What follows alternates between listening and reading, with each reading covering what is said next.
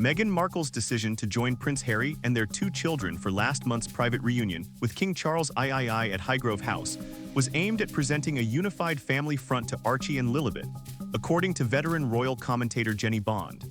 The Duchess of Sussex traveled to Britain alongside Harry, Archie and Lilibet for the meeting at Highgrove, the King's private Gloucestershire estate, marking the first time Charles had seen his two grandchildren in person in more than 4 years, and the first time Meghan had returned to the UK since 2022. Buckingham Palace confirmed the gathering shortly after it occurred, but released no further details or photographs. Bond, a former BBC royal correspondent, told the Mirror that Meghan's presence at the reunion served an important purpose for how the children experienced the visit. "It's a good thing that Meghan was part of the family reunion at Highgrove a few weeks ago," Bond said. She argued that excluding Meghan from the gathering would have complicated the experience for Archie and Lilibet. "The children deserve to see some family harmony. It would have been damaging to have to explain that their mother wasn't invited," Bond said. Bond also offered her own read on where Meghan's broader focus currently lies, suggesting the Duchess's attention remains centered on the family's life away from royal duties. "I think her eyes are firmly set on their lives in California, their children and her business ventures," Bond said. The Highgrove meeting followed a gradual, incremental thaw in relations between Harry and his father that had been building for months beforehand.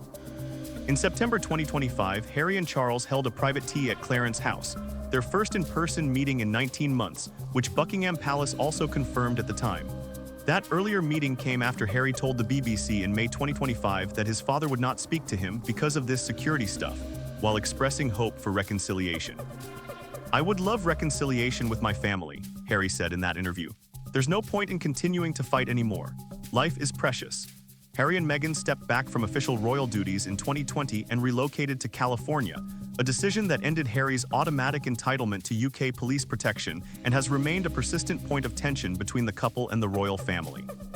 Harry has pursued legal challenges over his security arrangements in the years since, losing his most recent appeal earlier this year.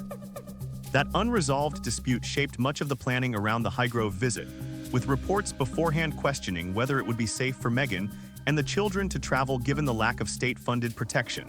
The relationship between Harry and the rest of the family has remained strained well beyond the security dispute, particularly following the 2023 publication of Harry's memoir, Spare, in which he made pointed and personal claims about tensions with his brother, Prince William, and other family members.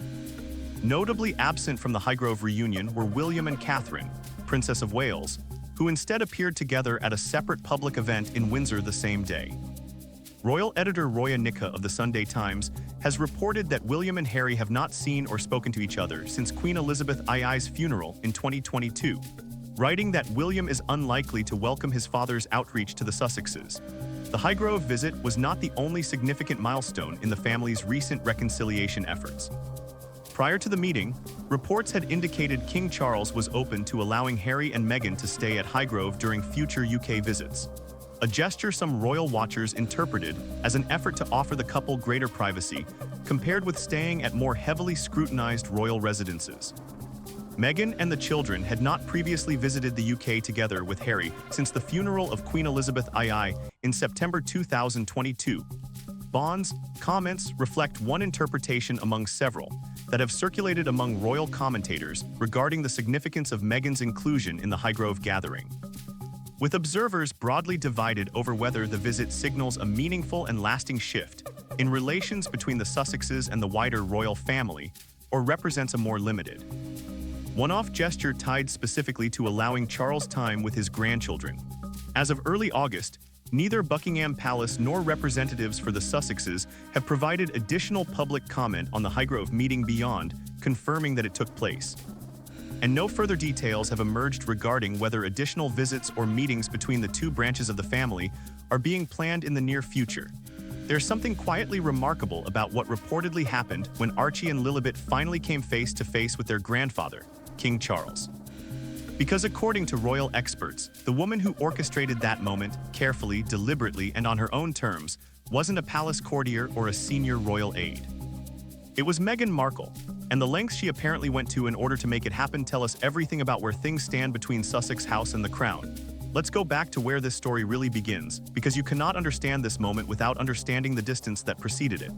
When Harry and Meghan stepped back from royal duties in early 2020, the rift that followed wasn't just institutional, it was deeply personal. The children at the center of this, Archie Harrison and Lilibet Diana, have spent the overwhelming majority of their young lives in California, far removed from the castles, the carriages, and the complicated family dynamics that define life inside the British royal household. King Charles, for his part, has spoken publicly about how much he values his role as a grandfather. In various engagements and interviews since his accession, sources close to the palace have noted that Charles harbors a genuine warmth for all his grandchildren, and that the estrangement from Archie and Lilibet has been one of the more quietly painful dimensions of the Sussex fallout. He is a man who understands duty and legacy above almost everything else, and part of that legacy, for any monarch, is continuity through family. But between Charles and his grandchildren stands a complicated history. The accusations leveled in the Oprah interview, the Netflix documentary, Harry's memoir Spare, which contained passages that palace insiders described as deeply wounding to the king personally. These weren't abstract disagreements about protocol. These were very public declarations of grievance, aired to hundreds of millions of people around the world. And whatever warmth exists between a grandfather and his grandchildren, those wounds don't simply close overnight. So when reports began to surface suggesting that Meghan herself had taken an active role in facilitating a meeting between Charles and the children, it raised immediate questions.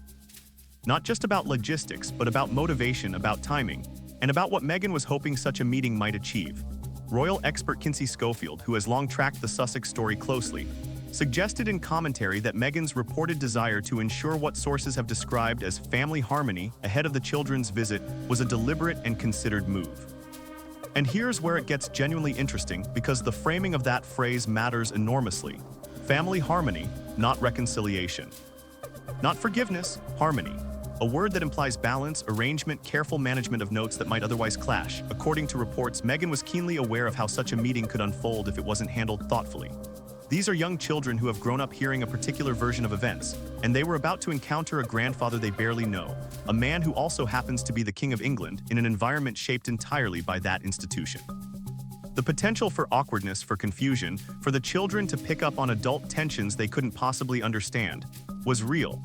What sources suggest is that Meghan worked to create conditions that would make the meeting feel natural rather than formal, comfortable rather than ceremonious. That meant managing expectations, setting clear parameters, and ensuring that whatever conversation or interaction took place was led by what was best for Archie and Lilibet, not by what might look best for optics, not by what the palace might prefer, and not by the unresolved tensions between the adults in the room. That is a significant act of control, and depending on your perspective, either an admirable piece of parenting or a telling sign of just how transactional the Sussex royal relationship has become. Because let's be honest about something. For the Sussex story, the timing of any meeting between Charles and his grandchildren carries enormous weight. Charles has been dealing with his cancer diagnosis, a reality that has brought mortality into sharp focus for the entire royal family. Harry has spoken about how the diagnosis affected him. It was reportedly one of the catalysts that brought him back to the UK for a visit, however brief. And there is something undeniably poignant about a grandfather with a serious illness meeting grandchildren he has spent precious little time with. Royal commentators have pointed out that whatever happens between Harry and the institution, whatever legal battles continue over security arrangements and titles, the relationship between Charles and those two children exists in a different emotional register entirely. And Meghan, according to expert analysis, understood that. She understood that allowing that relationship to develop, even modestly, even carefully, was in the long-term interest of her children. Children who will grow up knowing they are part of one of the most scrutinized families in the world, whether they choose to embrace that identity or not.